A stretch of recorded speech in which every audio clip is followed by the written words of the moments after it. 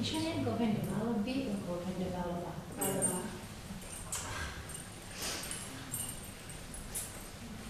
It's actually a breakthrough.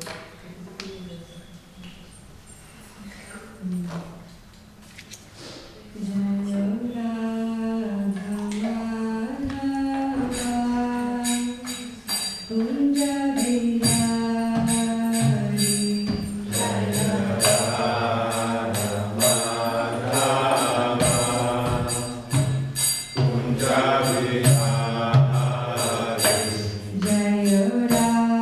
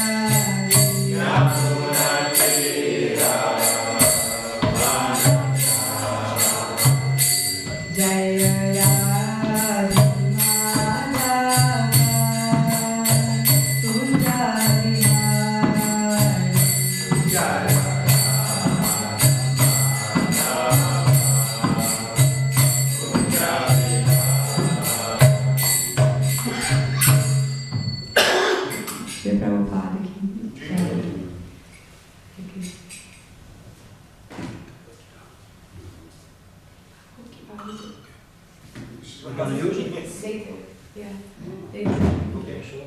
Hare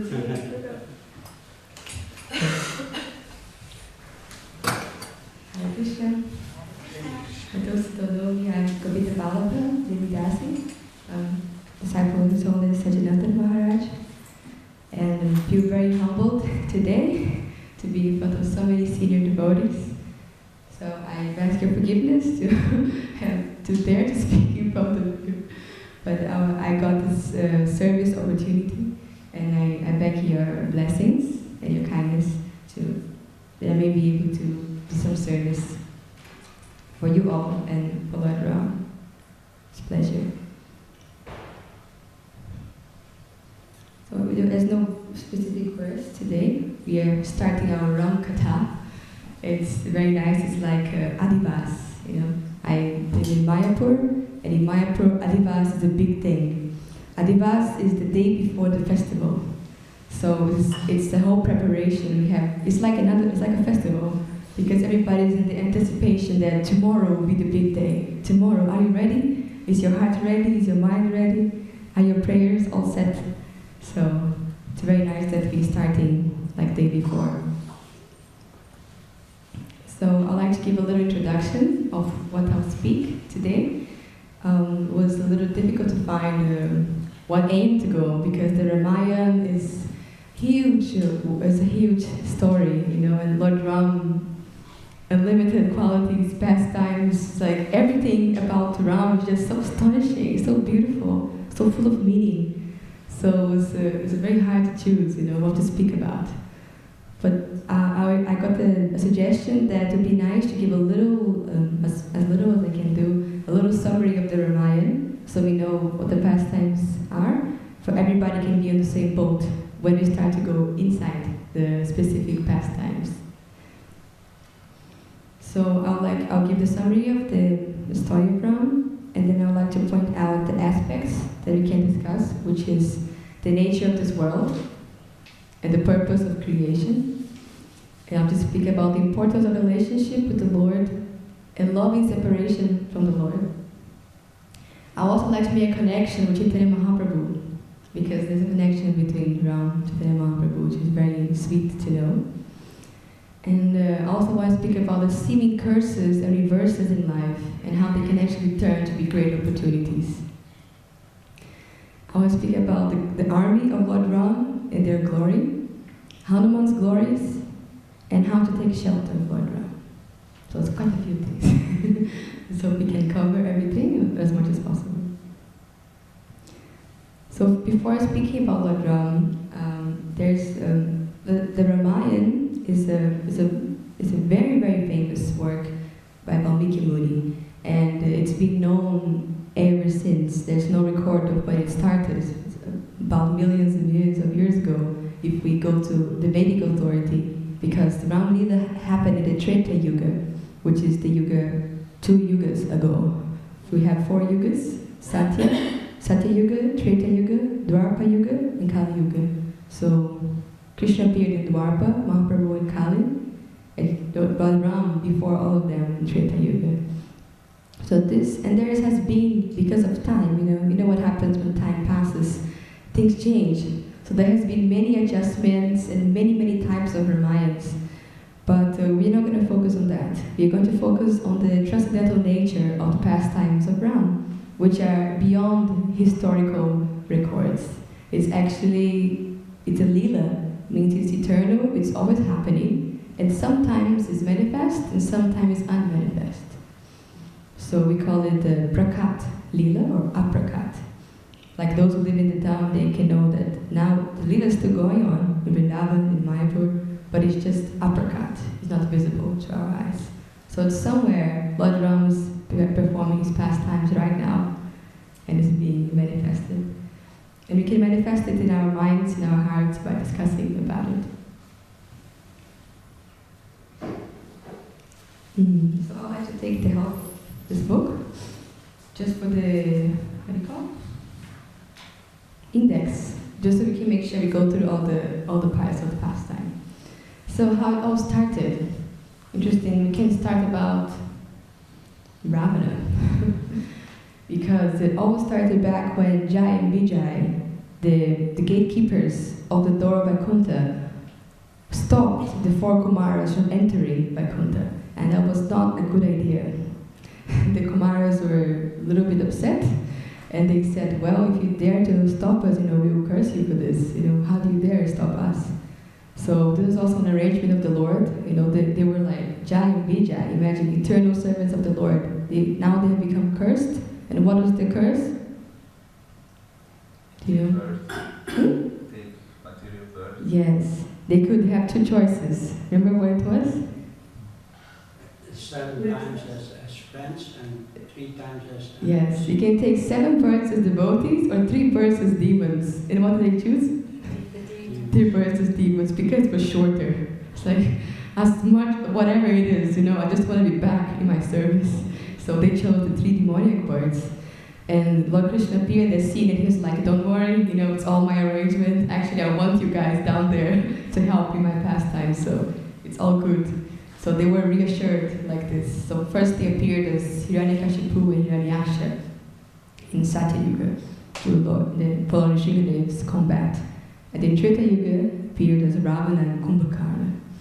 So Ramana was such a horrible demon, there's horrific descriptions in this book I didn't even know about, all these years. And he asked a boon from Lord Brahma, just like Hiranyakashipu. And it was a very hard one to fulfill as well. It was so hard that he even went to Yamaraj, the Lord, and in Yamaraj's court, there's like death personified, Yamaraj and time personified. It's like a serious people, Everybody is scared of them, the whole universe. But they could not defeat Ramana. And then the demigods told them, he is invincible. Only the Lord can defeat him. And then they immediately just vanished, Because what were his blessings? He said, I don't want to be defeated by demons or demigods. So these are the most powerful people in the universe. But then he didn't ask protection from human beings or animals. So that was the perfect scene for Ramayana to take place.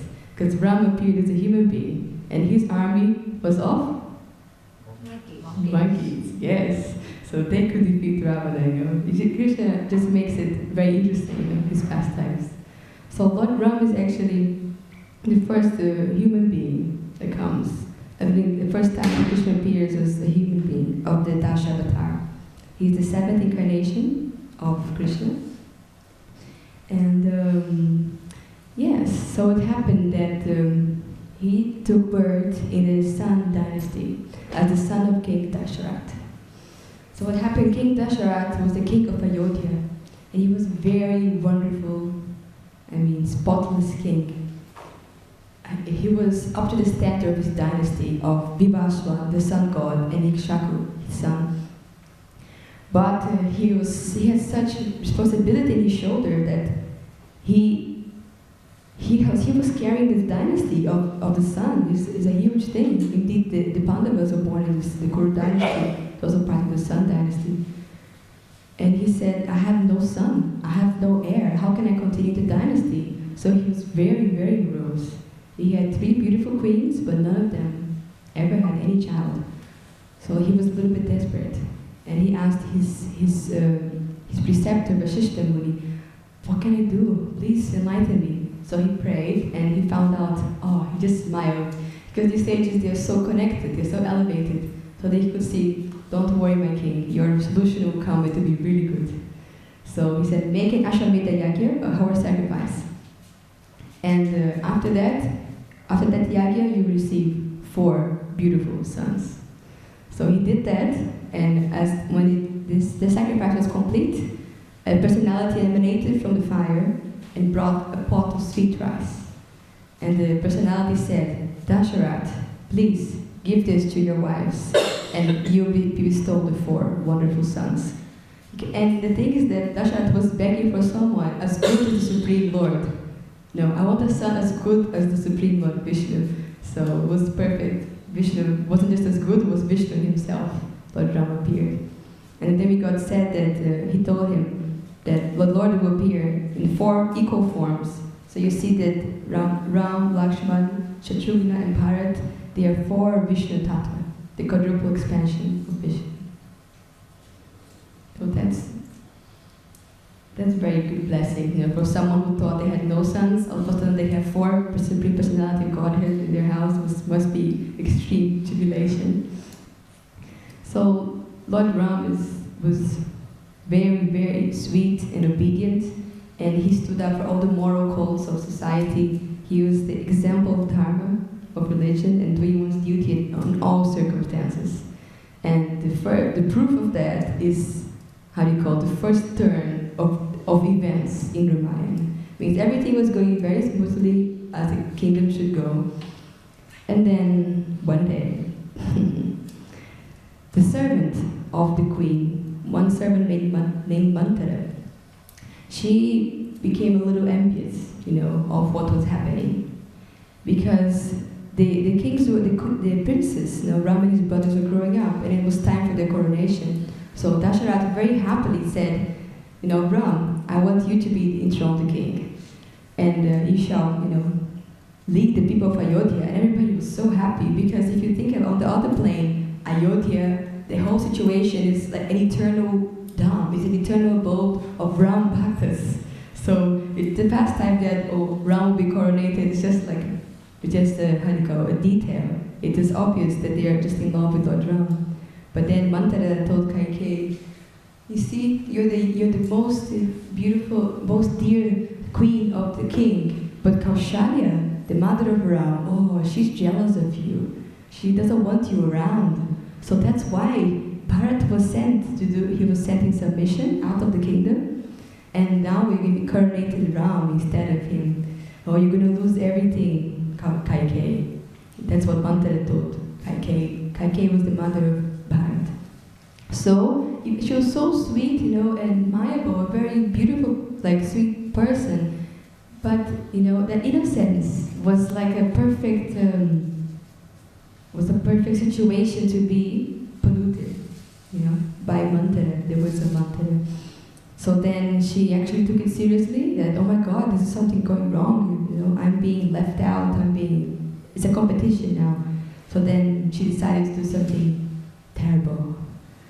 So she remembered that long ago she saved the king Dasharatha from a battle, and then he told her, because you saved my life, I'll give you 2 boons. And she said, now I don't want anything, I'll ask you later for them. So this time she used that blessing. She approached the king and she said, I have 2 boons. Okay, this is a very short summary of how she approached the king. It's the whole scene, she was feeling very upset and looking morose and lost. So the king was very compassionate to her. And he said, what do you want? Please tell me anything, I can give you anything. So she made sure that he was in the right mood, to give anything. And she asked 2 boons. So one of them is that I want my son Bharat to be coronated as a king and not Ram. And not only that, I want your son Ram to be exiled to the forest for 14 years. So that was like asking Dasharatha for his heart, for his very life. And it was so shocking, it was so sad for him. But he gave his word, so he couldn't do anything about that. You see, the story is a bit, this is just the beginning of the Ramayana. But now that you know what's happening, I'd like to point out 2 points here. One of them is the nature of Kaikeyi. You see, according to the material world, somebody who's humble, sweet, innocent, is seen as a very good person, isn't it? We like these kind of people. It's like, wow, so humble and everything. But because these qualities are material, they can still be easily overcome by lower qualities. That's the temporary nature and unstable nature of the material world. So we cannot say that people, with good qualities are better than devotees, for example, with bad qualities. That's a very, actually polemical topic, and I hear all the time discussions. The verse in Shastra says that there's no good qualities in non-devotees. And devotees are full of good qualities. People are like, what? I see different things sometimes. But the thing is that if you analyze it from a philosophical perspective, it's very deep. And I heard this from Bhaktivedanta Purna Maharaj, how he explained this. The good qualities you see in any ordinary person is born from the modes of nature. They are just borrowing them. And they can be changed at any time. like this. She was in goodness, and then by the influence of mantra, she was influenced by passion and ignorance, envy, jealousy, all kinds of cruel things immediately. Because these qualities have not been synced in the heart. They're not coming from the soul. So when we do spiritual practice, the qualities that we derive, they're transcendental. They're actually coming from the soul, and that's why it's so much harder to get them. We're like, I'm doing service for so long, but I feel it's so hard to tolerate, so hard to be humble, because we realize the depth of the quality, in comparison to Krishna. So that's something I thought was interesting about Kaikeyi's behavior. And then, another point is coming out now. When Dasharatha had to tell Ram about these terrible wounds, which were like death sentence of Dasharatha, he was like, I know I'm going to die. There's not the way to escape out of it. Ram is my most dear, not even son, like he's my everything. So he was extremely morose, and the next day he had to tell, actually there was the day of Ram's coronation, and he had to tell him all the changes of plan. So he said, Ram, and Ram came, yes, father. Ram was so gentle, so obedient, so wonderful. And he was waiting for his father to tell him what he wanted, but his father could not speak a word. All he could say was, Ram, and he paused. And Ram was very worried, like, what happened? Indeed, Dasharatha wasn't even looking at Ram. He was just like, completely stunned by the situation, and Ram felt worried. What's happening? Are you sick? Something went wrong? Did I do something wrong? Please tell me. So Kaikeyi came in and she's like, oh, I can tell you. I can tell you what the king wants. But you have to promise that you're going to do exactly what he says. And Ram was like, when did I ever not follow the word of my father in my very life? I can do anything. If he asks me to drink poison, I will. This is Ram. And then she told him the boons. And Ram looked at her with undisturbed eyes. He was completely fine. Yes, Bharat should be enthroned. He's my very dear brother. I think he'll be a great king. And if it's my father's desire, or if it's important for him to follow his word, then I'll do that without fail. He just got married to Sita at this point. Sita, newlyweds, about to take up the kingdom, and then exile in the forest. So, but he was not disturbed. But actually something disturbed him, and he mentioned that.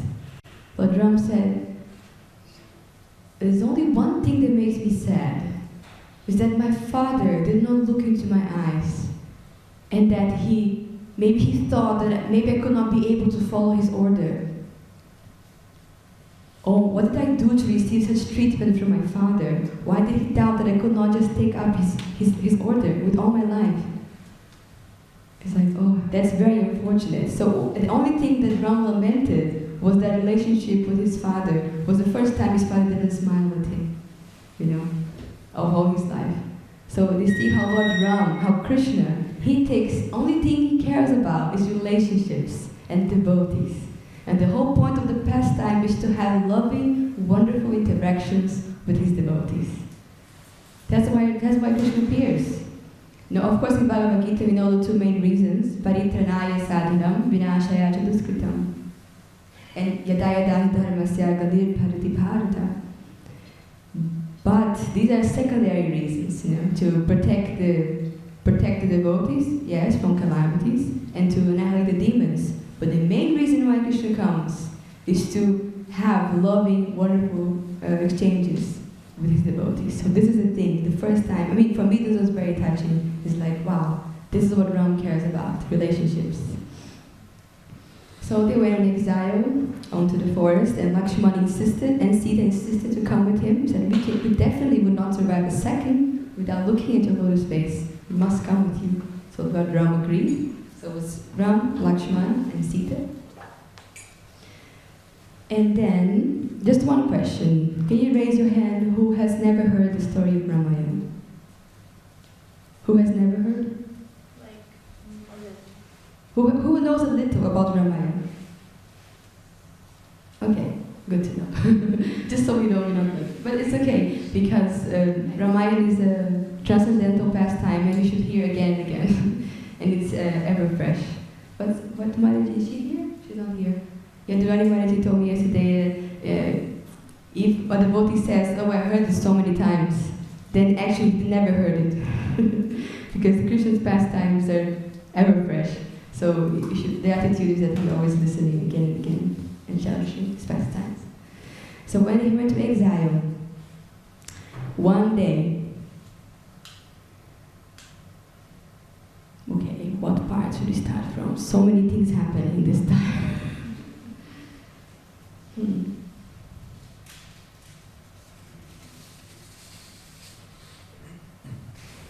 Let's start with Surpanaka. So one day the sister of Ramana, who heard about Sita's beauty, Sita was so beautiful, she was so famous, she was like, imagine the daughter of the king, who was like of the Sun dynasty, just her Sayamvar was a huge, huge thing. So when everybody knew the glory of Sita, and then she was married with Ram, and like Chamananda Prabhu said, somehow the news spread. The news always spread. So the news spread that they're also in exile, in the forest of Dalakaranya. So then Surpanaka wanted to check out, but she was not so interested in Sita's beauty, she was more interested in Ram's beauty. So Surpanaka went there, and immediately, within a few exchanges, Ram, Lakshmana, they could see that she was very lusty and she didn't have good intentions at all. So she was trying to harm Sita. And when she did that, immediately she was, I think Lakshman actually threw like a knife or a dagger or something, and then cut her nose and her ears. Because, very, very evil. She actually, she dressed as a beautiful lady. Rakshasas have mystic powers, so she came like as an innocent princess in the middle of the forest. But, actually she was a demoness. So after this, she left, crying. And she went crying to her brother, Ramana. So she brought the news of what happened. And she was so upset, and So with Surpanaka, two things came. Ravana got angry at Ram because he, insulted Surpanaka. Disfigured her, it's even worse. But then Surpanaka said, she talked to Ravana about the beauty of Sita. She has a thin waist, her eyes are like lotus petals. She's so sweet and fragile. She's just like a lotus flower, and her beauty is unequaled within the three worlds. And Ravana was just like, I need her. That's exactly who I need. Ravana is just so proud. He has no concern for anybody else or anything else. And that's what the demons think, I am God. So he said, anything good should be to me. So she's the best, and I deserve her. So then he went on the conquest against Ram and to capture Sita. This is Ramayana. So these two ladies actually were very important for the Ramayana to roll. First Kaikeyi, because if it wasn't for her these two booms, there would be no Ramayana, the exile and everything. And then Surpanaka, who incited the head of Ravana to do that. So maybe we can stop here for 2 points again.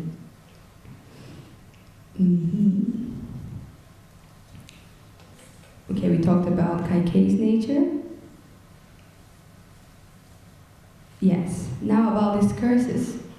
I just find it so interesting how, especially in the devotee's life that we read about, the Pandavas, Bhagavatam, Ramayana, there's so many unconceivable reverses of fortune, things that's like exile, even the Pandavas are also exiled, and so many curses. And I just want to give a little list so we just remember what happens. Like, for example, the battle of Kurukshetra. It can seem like, it's a misfortune, everything could have just been so peaceful, but it was Krishna's arrangement to have a battle of Kurukshetra. And the stubbornness of Duryodhana, for that to happen. That's one reverse of the pastime. When we think about Krishna's own early pastimes, then we have the 6 sons of Devaki that were killed before Krishna appeared. And it's like, why? Why such things have to happen? Or Suniti, the stepmother of Dhruva Maharaj, who insulted him, and all these things, they seemingly were very bad and unfair, but they triggered the most wonderful pastimes, the most wonderful transformations, and that's maybe what we all need, You know, that's why Krishna does this. For his pastimes to be more flavorsome, and I feel like in our personal lives we need this kind of shaking. So we take the work to transform ourselves, transform our heart, and take the step forward. And that's something Lord Brahma pointed out very nicely in the 10th canto. This verse I carry with me, and I think it's wonderful. Not only I think, Srila Prabhupada, he says it various purports. I was surprised. I was even trying to count, but I think I lost count of how many times Prabhupada quoted this verse. Tate lukampam susamikshamano bhunjana eva tumakritam vipakam ridvagavapurbhir vidatham namaste jivetayo mukti padasadayabha. So Lord Brahma is saying, Tate lukampam susamikshamano, those who very patiently tolerate the reactions of their own misdeeds. Ridvagva, what is it? Tate lukampam susamikshamano Bunjaya evat makritam vipakam. Hare Krishna. Jaya Radha Gopinath ki Jaya. Bunjaya means understanding. Evatma, Eva Atma means yourself. And Evatma means your very self. No one else is responsible for our reactions, you know. Evatma vipakam, the mature fruit of our actions. Who accepts those reactions, you know, tolerantly, humbly, and at the same time they don't stop to offer obeisances. Rid vag vapurpir. Rid with the heart, vag with the words, and vapurpir with the body and whatever else you have to the Lord. That person is eligible for liberation.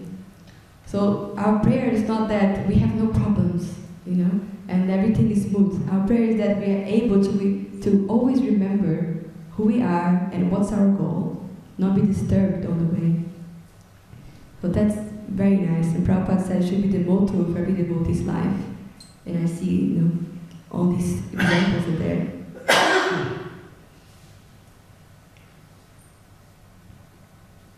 Indeed, Krishna does that. And I've heard from my spiritual master often says that Krishna breaks his promise sometimes. Like Ram is famous for never breaking his promise, but Krishna sometimes breaks his promise. And that's part of the Leela. That's part of his nature. He can do anything, you know. So it's very easy to love Ram in one sense. You know, all of India, you know, the devotees of Ram are everywhere. And for common people, even people who are not religious, they appreciate the character of Lord Ram. You know, this is a completely commanding of respect. He's wonderful. But Lord Krishna's behavior, sometimes, you know, people are like, some accept, some don't, you know. It's not completely moral, so-called, you know, according to human society. Of course, the Lord is transcendental, but still, the nature of Krishna and Ram, like that. So Krishna breaks his promise. An example of this is Maharaj Chitraketu. You know, he was cursed by Mother Parvati to become a demon in the next life. And Krishna said, there's one, you know, Vishwanath Chakravarti, he often makes comments and he reveals the mindset and the mood behind the pastime. It's very wonderful, his commentaries, it's full of depth. So in this pastime, there was a nice comment, I think it was by him, that Krishna told, you know, Chitraketu later on. He said, like, I myself, in the heart of Parvati, I cursed you to become a demon in the next life, because I could not wait anymore to be away from you. I wanted you to come as soon as possible.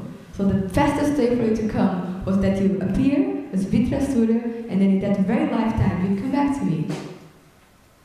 Imagine, you know.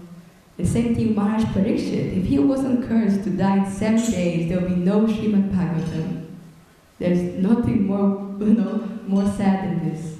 So these things happen, you know, and Krishna does this often. So we should be ready to see the Lord's plan, the Lord's hand, you know, behind the happenings in our life. Yeah, so sometimes these curses can be the greatest boon.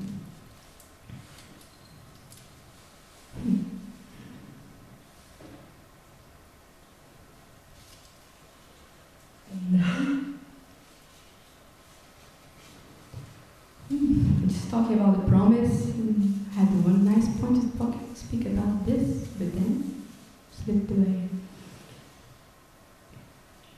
yes, I wanted to speak about the Lord's relationship with us, and how creation, the whole purpose of creation is that we come back to Him. Okay, I remember now. Okay, suffering, that was the point. We are suffering, and yes. So, sometimes we feel like the blessing or mercy of Krishna is that He frees us from all kinds of suffering. But, this is actually a hidden form of moksha, It's like desiring for liberation. Desire for liberation is desire of freedom of suffering. And that's not pure devotional service. So we have to understand that if we have the desire of free from suffering, like little details in material life, if that's our focus, then we're not practicing pure devotional service. Pure devotional service is anyabhilashatashtunyam yana karmadinavritam anukulina krishnanu shilanam. Then bhakti uttamam, something. So bhakti, the highest form of bhakti, is freed from karma and jnana, freed from desire for further activity, and freed from desire for liberation. So this is very important. And Krishna, it's not like He doesn't want to. He won't get us rid of suffering. Of course He will. But He's getting rid of the root of all suffering, which is separation from Him. The very cause of all this, the world, all this play, all this drama, and all these reactions and actions, is just that we left our loving relationship with the Lord. So, actually the Lord is working on a very deeper principle, how to get us back to Him. And that will solve everything. So when we also come, we also reach the same, we come in agreement with the desire of the Lord, we come in agreement with the vision of the Lord, then our life can be so much more smoother. And we can also keep ourselves that same goal. Actually, whatever is happening is meant to bring me closer to Krishna. And then just stop and think, how is this bringing me closer to Krishna? And we always have to ask ourselves that. Otherwise, we might lose the point, become confused when things happen. So Krishna is a very loving Lord. Well, Ram is a very loving Lord. And He does everything out of love, especially for His devotees. He does this for everyone, even those who don't care about Him. The birds, the animals, nobody is starving knowing this creation. There is plenty of things for everyone. So why wouldn't He keep His devotees? So this loving relationship is the essence of everything.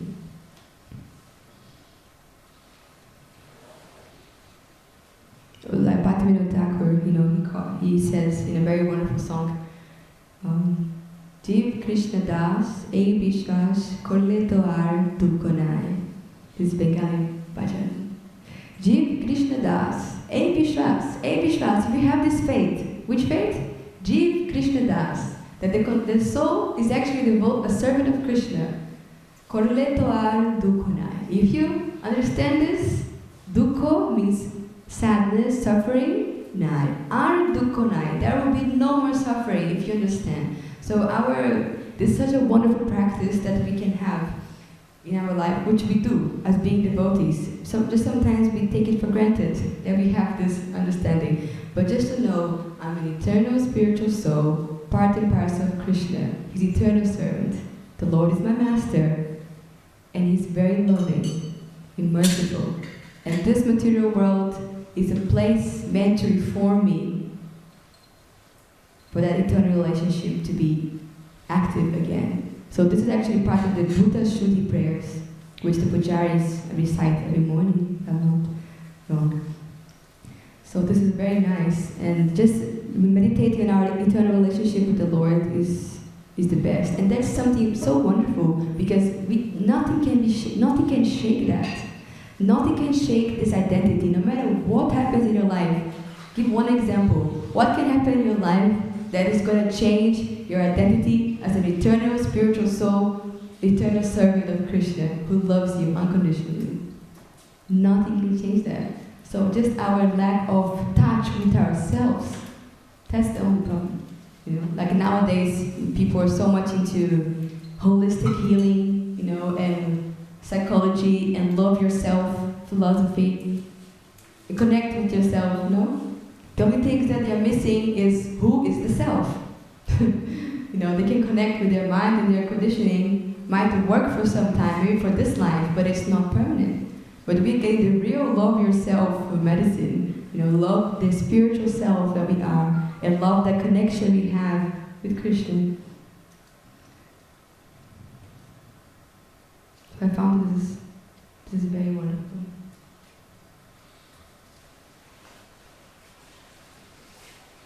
So then we can go back to the pastime. So, okay, they went in exile, Surpanaka and Ravana. Okay. So, we stopped with Surpanaka, told Ravana what was happening. Ravana became interested in taking Sita, so we made an arrangement. One of the demons named Marichi, he took the form of a deer, a beautiful golden deer. And he went, started pasturing around the cottage of Sita and Ram were staying. And Sita was so mesmerized with the beautiful deer. He said, "Oh Ram, please take this deer from me. He's so beautiful. Please go at once." And Ram was, "Of course." And he went after the deer, but he said, "Lakshman, you stay here. You take care of Sita, and I'll go after the deer." So Lord Rama went. But this was a trick, no? Because as soon as Marichi noticed that, the deer started running naturally, and as soon as he noticed that Ram was away enough, from the cottage, he faked, because he's a demon, he can transform himself, so he transformed himself back into his form, and he spoke in the voice of Ram. He copied the exact voice of Ram, and it's like, "Sita, Lakshman, help me, save me." And that voice reached the ears of Sita and Lakshman, and she was completely perplexed and astonished, like, "Lakshman, please go help Ram, he's in danger." And then Lakshman said, "Sita, I cannot, he told me to guard you." He said, "What's going to happen to him? Please, you have to go." And Lakshman couldn't refuse Sita's request. So he made an arrangement. People have different opinions, but I've grown up with a specific Ramayana story, and in that story, Lakshman, he drew a line around the cottage with powerful mantras, I think with grains, but it was like a boundary, powerful protection around the cottage where Sita was. That Sita, do not step out of this line, and you'll be protected. And he went to look for Ram. So during that time, just as how it was planned, Ravana came, dressed as a sage, and he knocked on door, he called out, "Bhavati Diksham Dehi, Bhavati Diksham Dehi. Please, my dear lady, give us some alms, I'm a Brahmin." So then he saw, Sita's very educated, she went inside, collected some fruits, and she went to give to the Brahmin. But then he tried to walk closer, and then the boundary was there, he could not go through. And he said, "Oh, my dear lady, I cannot get the fruits, you need to come here and give them to me."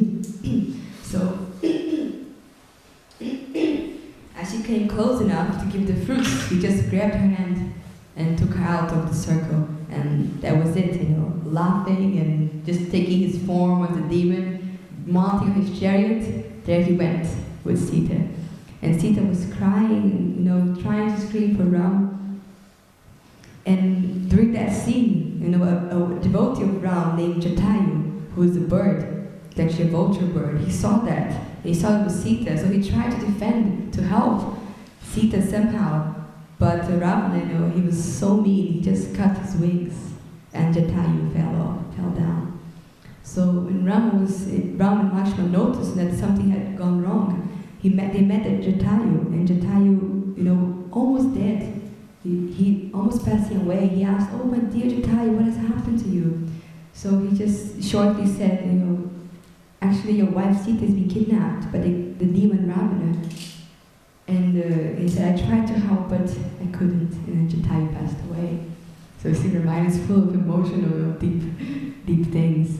So Jatayu let them know that this is what happened, but how to find Sita now? So there's so many things happen all the way to find Sita. In the process, they met Sugriva, who's the king of the monkeys, and he found out that Sugriva's wife was also kidnapped. So Rama helped him get his wife back, and Sugriva made a deal that I'll help you get your wife back. So then Sugriva came with an army of the monkeys, and they went on a search for Sita. And as they were searching, they met Sampati. they met Sampati, who was the brother of Jatayu. So somehow they heard that they were in the shore, near the ocean, looking for Sita, around that area. And they were discussing, how Jatayu was the person who let them know about Sita's rapture, or Sita's kidnapping. And Sampati said, Jatayu, my brother? And then he got to know, oh no, he passed away. That was the first connection. Oh, you're the brother of Jatayu. And then after they know what happened, the Sita was kidnapped, then Sampati had the other half of the information. Oh yes, I actually saw. They went this way, to Lanka. So Sampati gave a direction where Ramana was staying. It was like an island, across the sea. So the monkeys went back to tell Ram about this. And at this point, they had already met Hanuman, who was the greatest devotee of Lord Ram. So they realized, they were thinking, how to find if Sita is actually there and where is she. So they were thinking how to find that out. So I think it was Jambavan. He told Hanuman, actually you're the only one who can find out where Sita is, because you have supernatural powers, but they have not been awakened yet. Now is your time to reawaken your powers. So then Hanuman took that seriously and he started chanting mantras, and his powers were completely back, that from his birth. And he became, super powerful, big, and he could fly in the air. So he flew all the way to Lanka, and he found Sita, in this, this Ashoka tree, garden, where Ravana kept her. Thank you for the details. So, Sita has been, in one sense, a bit frightened. She's like in a strange place, and she's being captured. She's not in a very, peaceful situation. So when Hanuman comes, she's very doubtful. Who are you? You're going to do something bad to me? Like, what are you doing? And Hanuman is trying to convince her, Sita, I'm coming. I'm a servant of Ram. I've come as his messenger. And this is like this part of, I want to say something of the cartoon that I watch ever since I'm like 1 year old. Most of the Guru Kulis, like second generation devotees, if you watch this cartoon of Ramayana, it's very famous. And during this part, when Hanuman comes to tell Sita, he starts singing, it's like a musical. And he says, Janani Mam Ramaduta Hanuman, Janani Mam Ramaduta Hanuman. So Janani means mother. Janani, oh mother. Mom, I am Ramaduta. I am a messenger of Ram. You see, like Vishnu Dutta, Yamaduta, he's a messenger. So I'm a Ramaduta. I'm a messenger of Ram. And my name is Hanuman. And then I think there was something that he showed to prove. What was it? The ring. Oh yes, that's what they found. So then when she saw that ring was done, she was convinced. So like this, found out where Sita was. I'm not sure if Hanuman, there's different versions, no?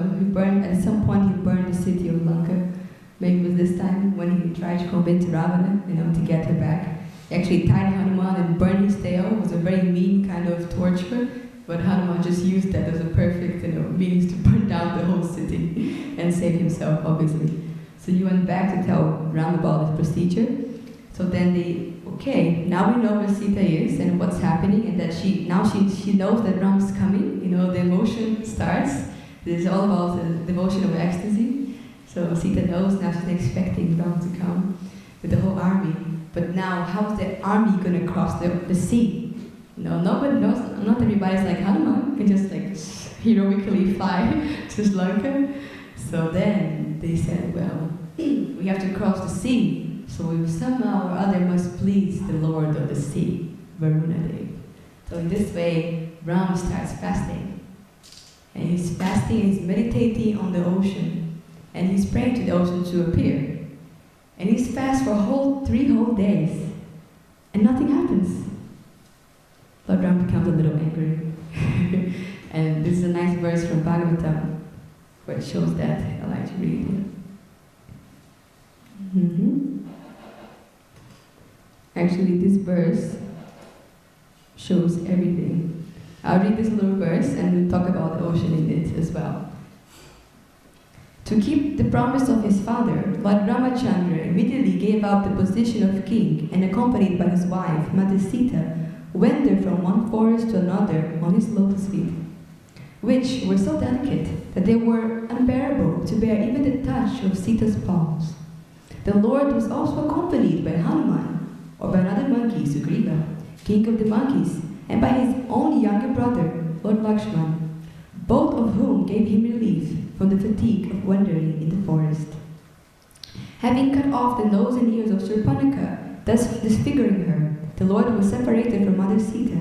He therefore became angry, moving his eyebrows and thus frightening the ocean, who then allowed the Lord to construct a bridge to cross the ocean. Subsequently, the Lord entered the kingdom of Ravana to kill him, like a fire devouring a forest. May that Supreme Lord Ramachandra give us all protection. So he just moved his eyebrows in an angry way, and all the creatures in the ocean were disturbed. They couldn't breathe. It was just like, it was complete chaos. Imagine, the Lord is in every atom. His power is inconceivable.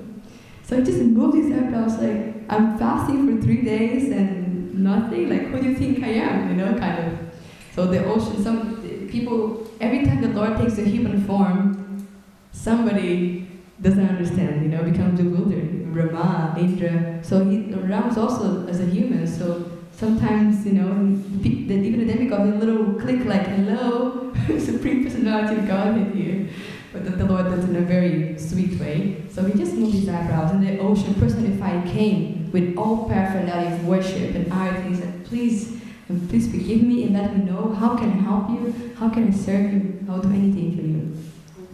So Balaram told him, his purpose, and the ocean said, please ask your army to write down your name, Ram, on stones. And when the stones engraved with your name are put in my waters, they will float. And this way, you can make a bridge all the way to Lanka. So exciting, isn't it? Lord's pastimes is so wonderful. Imagine, what an idea. And this also brings about the glory of the name of Lord Ram. Lord Ram's name. His name is not different than himself. And we learn this all the time. The whole name of Krishna is as powerful as Krishna. So these rocks were floating. So even us with stone-like hearts, if we engrave ourselves with the holy name, we can also float in ecstasy, like the stones, and make a bridge all the way to our home. So then, like this, stones, the stones were engraved, and then they started marching towards Lanka. Okay. Something I want to say is that everybody did as best as they could, you see, when they were building the bridge to Lanka. The squirrels, the different little animals in the forest also trying to help Ram with that mission. So how much could a squirrel carry? Maybe this rock, maybe this big, and how much could Hanuman carry? Like a whole mountain peak. It was like maybe half the bridge was Hanuman's rock, who knows, it was huge. But the point is that Ram appreciated everybody's endeavor for as much as they could give, as much as their capacity. That Lord's not looking at how big things are, but how great is your intention. So that's what the Lord takes. It's Bhava Grahi Janardana. He takes on the mood of the service. So Lord Ram is reciprocating very sweetly with everybody, on this process of building a bridge. And then when they reach Lanka, I think they reach there and they create a little chaos, the monkeys and things. The news reach Ravana's ear that Ram is here with the whole army of monkeys, and Ravana's like, monkeys? What can they do to me? And Ram, this human being, he's just like, and then what should we do? And so then Angada comes. Angada is a monkey, and he's like a prince, and he sent a messenger to ask Ravana before the battle. He said, we are here, and we have treaties, how do you call it, call for peace. You can just give Sita back, and everything will be fine. But if you don't, we are ready to fight. So Ravana's like, he insulted Angada, and he said, of course you will fight, never give Sita back, who are you? I think Angada even kicked the crown of Ravana or something, He's just like, you don't know who you are. So like this, there's a very chivalry that the Rasa is there, Kshatriya, like Rama's like Kshatriya, and his servants are also Kshatriyas. So that kingly mood is there. So then Ram was like, okay, we start, and the battle started. It was a great war. But what we don't know maybe is that these monkeys weren't just monkeys, but they were demigods who took birth as monkeys. Because demigods, when they approached Vishnu, please come to save the earth of Ravana, Vishnu said, yes, I will come along with my 3 brothers, and you should all also come, and you should become the monkeys. So now we have the Lord, like the whole, like the heavenly world coming down to the earth, What a wonderful story. Mahabharata is also like this. But it's even more wonderful because the Supreme Lord is here. So this army is there, and they're actually really powerful. And Hanuman, Sugriva, they're destroying everyone. And then Lord Ravana, King Ravana starts to realize that, these forces are getting weak. So he sends his brother Kumbhakarna, he sends even his sons, and everybody's just dying one after another. And he finds out, well, I have to go myself. Nobody else is up to it. And actually something interesting is that Vibhishana is another brother of Ravana. He went all the way to the camp of Lord Ram in between the battle, and he took shelter of Lord Ram. He said, I don't want this, I don't agree with this, I appreciate you very much, and I actually feel like I'm your devotee. So and then Lord Ram immediately accepted him. Although Lakshman, Hanuman, everybody was like, wait, he's from the other side, he must be a spy. You cannot trust him. He just he gave the back on his brother at the time of difficulty. He did the same to us. But Lord Ram knows the heart, and he knows, no, Vibhishana, he has truly come to surrender. Why should I not accept his shelter? And because we're short in time, I just want to talk about taking shelter of the Lord at this time, because the Lord accepts everyone and anyone at any time. So sometimes you might also feel that we might be playing on the wrong side of the battle. Sometimes you're more in Maya than in Krishna consciousness, or we ourselves, at some point came to Krishna consciousness. But for the Lord, it's just it's a fraction in time. This whole material existence is nothing. We are eternally His servants. So as soon as we turn to Him, He's there with open arms, all forgiving, all compassionate, ready to take us. And something interesting about taking shelter of the Lord, I remember I heard this in one lecture, that Sita was going to massage Lord Rama's feet, and she noticed that there were like thorns, and it was such delicate feet were so harmed, and she said, "My Lord, may I take these thorns? Why didn't you take them yourself? Like they're so painful. How can you even walk?"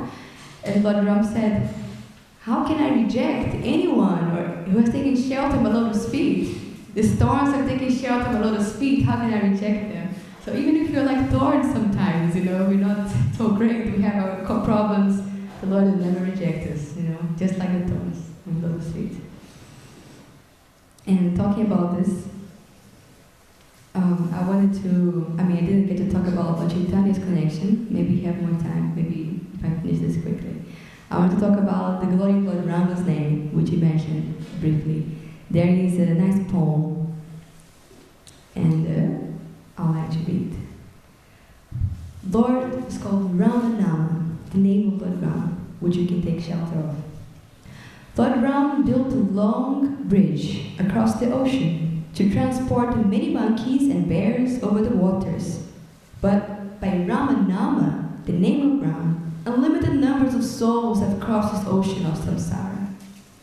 Lord Ram conferred immortality to his faithful servants like Shabari and Jatayu. But Ramanama has delivered many wretched people without asking for any qualification. Lord Rama killed demons like Ravana, Kara, and Dushana. But Ramanama has extinguished innumerable demonic qualities. Lord Rama touched and liberated one Ahalya, who was imprisoned in stone.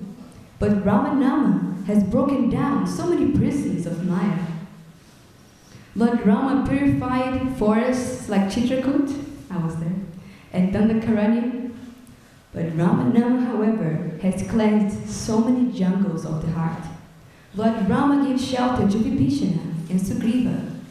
Ramanama, however, has sheltered uncountable souls. It is an open secret that Rama's name has qualities like forgiveness qualities that Nirguna Brahman lacks. Like that. All glory to Lord Rama in his name. But this is like very nice. Do you like this poem?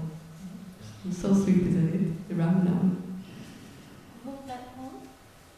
I found this in the Sharanagati library by spiritual master, but there's no, how do you call it? It's announced. I think the anonymous one, yes. His ancient prayer that he found, but there's no name here. It's in Sharanagati library, you can find it. So eventually, gradually, the battle continues. Ravana faces Ram for his misfortune. Ravana was so cursed, it was just unbelievable. Because he offended Mother Sita, his ruination was settled. So like this, Lord Ram showered hundreds of arrows to his heart, and he was finished just with Rama's arrows. Ram, he didn't need to do anything to kill Ravana, actually. He could just blink and Ravana would be finished. But then what is the whole rasa, the whole pastime? So eventually he easily killed Ravana, how he always could, took Sita back. He took Sita in a flower airplane back to Ayodhya. And they were all very well received, the people of Ayodhya. And interesting to know is that this completion of recovering Mother Sita happened just at the end of the exile. So it was perfect for them to come back. And the people of Ayodhya were waiting for him, the queens, his mothers, and Bharata, who was in charge of the kingdom during his absence. We found out that he actually, he had the sandals of Ram, and he would put them in a cottage outside the city. And whenever there was any problem, any kind of political decisions, we just go to the cottage with those sandals of Ram and just pray to them. And he would receive the instruction of how to lead the kingdom. And he felt that I'm not doing it, I'm just being an instrument of Lord Ram. I'm just being a messenger. And indeed, he never lived in the palace, as I heard. He was living like in the forest. Like if Ram is in the forest, and I have this duty to be here, even though I don't want, but Ram insisted that Bharata took the throne, because that was the desire of his father. So he did it. But he didn't live like a king. He lived very austerely. And so when Ram came back, they had this beautiful, profound hug of brothers, and they cried tears of love. And like this, very wholeheartedly, he gave back the kingdom to Ram, and Ram ruled wonderfully. There's many more details to the story, what happens after, like this, but this is basic of the Ramayana. You must hear more tomorrow, being fused of Ram Katha tomorrow. I can't wait. It's be very, very nice. Just, there were other things I wanted to mention. I want to sing a little bit. This Ram little kirtan, maybe just for 5 minutes. So I was wondering if anybody has any questions or comments, or if not, then I can talk about Chaitanya Mahaprabhu's connection with Ram. I just want to say you're a wonderful storyteller. Amazing. Wonderful. Hare Krishna. Thank you. Thank you. Hare Krishna. It's a blessing. No comments. Any other comments? Questions? Reflections? Can you add something to Ram's pastimes?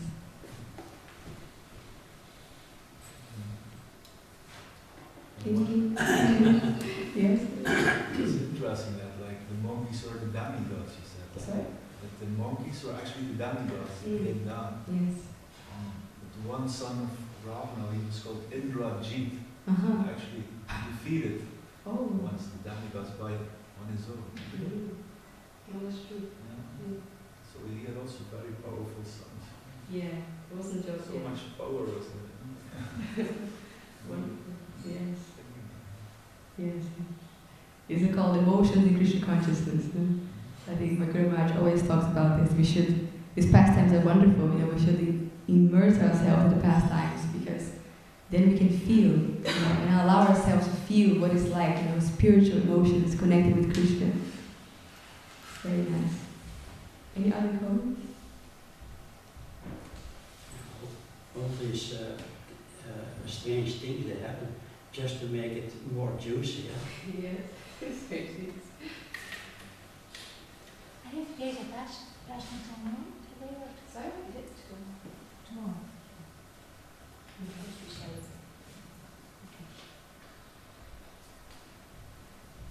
Okay, so what should we do? Should we talk about Yeah. what? Vegetarian was done. Vegetarian? Well, vegetarian brought us the mood of separation, no? As well, very much. And yes, this is very present in both Leelas. And there's a nice connection between the two Leelas. There's actually I live in Mayapur since 2010, and I've been the fortune to go on Navadip monthly parikrama almost every year, and that's a very wonderful journey. And one of the 9 islands of Navadvip means 9 islands, one of them is called Modadrumadvip. And that Modadrumadvip is especially in connection with Ram, because the past time happened is that Ram was there with Sita, actually in this forest, and he was just sitting under this how do you call it? What's the name of this tree with this banyan tree? Yes, he was sitting on this banyan tree, he was just smiling. And Sita was like, why are you smiling? Then nothing was happening, he was just smiling. And Lord Ram was thinking, in the future, I will appear as Lord Chaitanya. And I will take sannyas and I will leave my young wife and mother behind. And I will preach the Krishna consciousness all over the world. And Sita's like, that's horrible, why are you smiling? Why would you do that? If you know you're going to take sannyas, why even get married? It's like, Sita doesn't understand. So Ram's like, but dear Sita, you're so innocent. It's like, this is part of my Leela. Just the same way that happened to us, between Ram and Sita. The separation is meant to nourish our love for each other. The Krishna always does that, and he said that I will do that because I want to put the gold, the pure gold of my devotees' love in the fire of separation. So because he said that, he was remembering how he was predicting or seeing how he would come Lord Chaitanya Mahaprabhu in that forest, and he was smiling. So then that forest is called Modadrumadvip.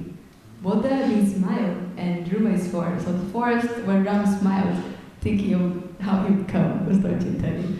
That's a very sweet one, I thought.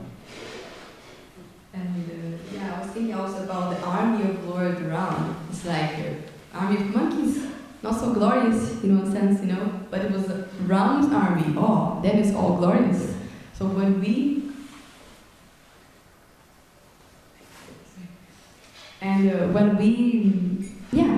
take part in the army of the Sankirtan movement, we can also become most glorious. And that's Prabhupada's mood is also very Kshatriya-like, Prabhupada's general, Senapati Bhakta, and we are his servants, we are part of the army, and we should try to do as best as we can, to take part, no matter our qualifications. If we just take part in the army of Lord Chaitanya, we'll be glorious, because whoever's on the Lord's side is glorious. So like this would be... I think we're more monkeys than demigods. Yeah, exactly.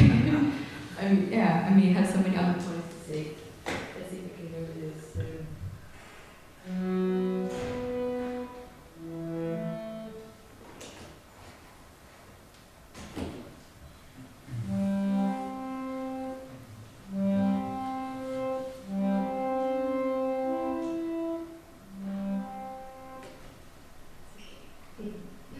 I'll probably sing this tomorrow. But I have to practice more.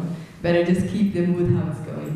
And I want to speak about Hanuman a little bit, because I heard from my spiritual master that no Ram Katha is glorious without glorifying Hanuman, who's the best servant of the Lord. So just want to Hanuman Chalisha, there's the two verses, beginning with that to glorify Hanuman, who's the perfect example of, best example of the servant of the Lord. Oh, Krishna. Okay, sorry. Yes, something happened with the coat. So, I guess we have enough commentaries. I just want to speak about Hanuman. I couldn't read the Chalishan, but that he's very fearless, and he's famous for that. And we can take his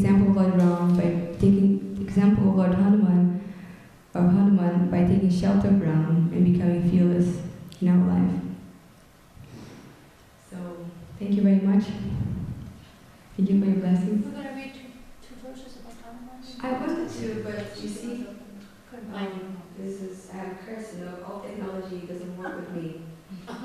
It's wonderful. As soon as I need it, it's just like, no, it's not going to work. So computers, phones. Okay, that's like we're waiting for that tomorrow. Yeah. Hanuman Chalisa could read tomorrow. It's a good idea. Tomorrow the curse is over. Huh? Tomorrow the curse is over. For me? Maybe Hanuman doesn't want to be glorified. Yeah. Only Ram, only Ram. Yes.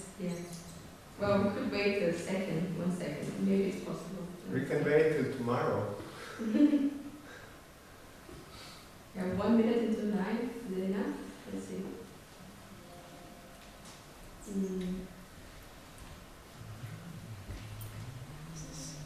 Okay, Hanuman Tradition. Oh, you forgot? Yeah. Having cleared the mirror of my mind, the dust from the lotus feet of my Guru, I sing the pure glories of Lord Ramachandra, who bestows the four fruits of life: religion, wealth, pleasure, and liberation. As I know, I'm an ignorant fool. I meditate on the son of the wind, Hanuman, and pray to him to give me strength, wisdom, and knowledge, purifying me from all defects and bad things.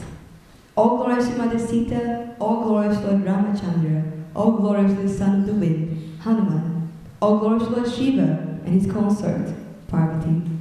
Glory to Hanuman, ocean of knowledge and good qualities. Glory to the Lord of the Vanaras.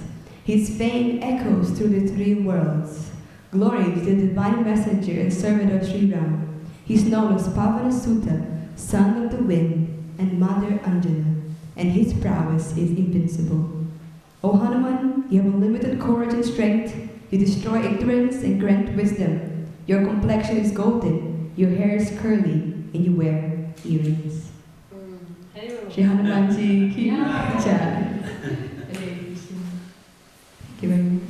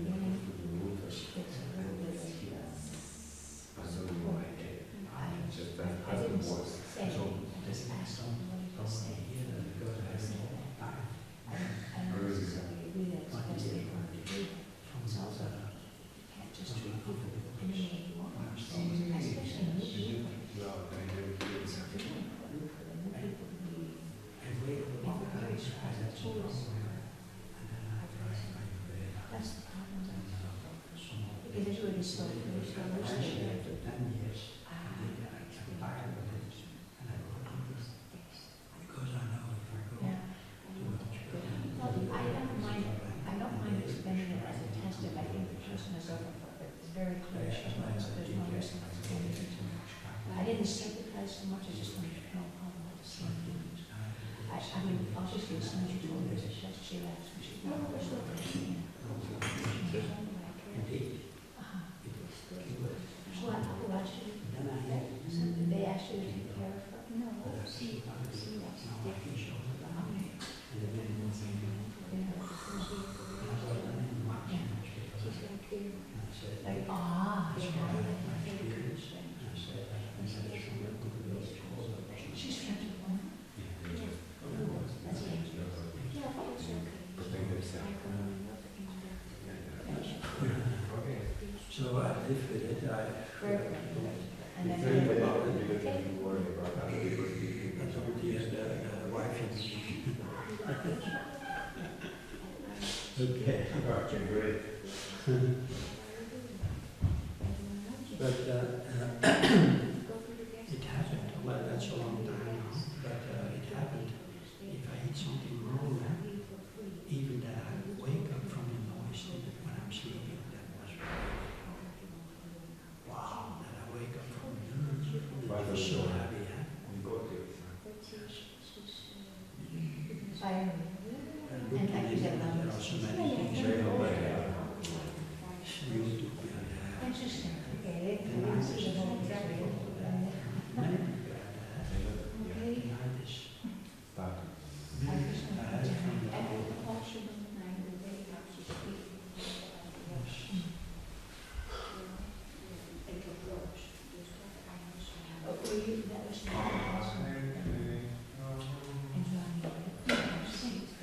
I don't know Dutch, so I didn't know what she said. And I didn't hear what she said. I didn't hear what she said.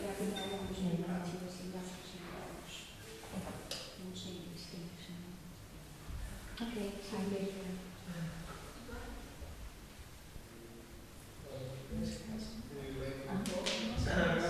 Yeah, I want to tell her that she should not put her mouth right on the mic. It's very disturbing. That's the only thing that was, and also there should be a little more time for discussion. That's the point. The point is, when you see the time is yes, these are things she should do. She has to be in control of the time and get on the same time.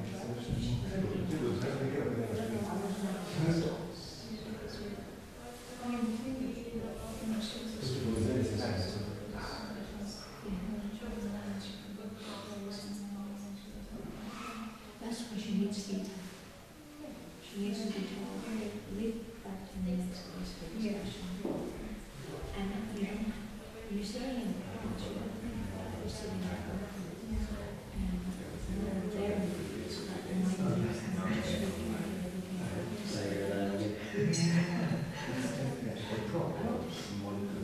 Oh, yeah, try to represent.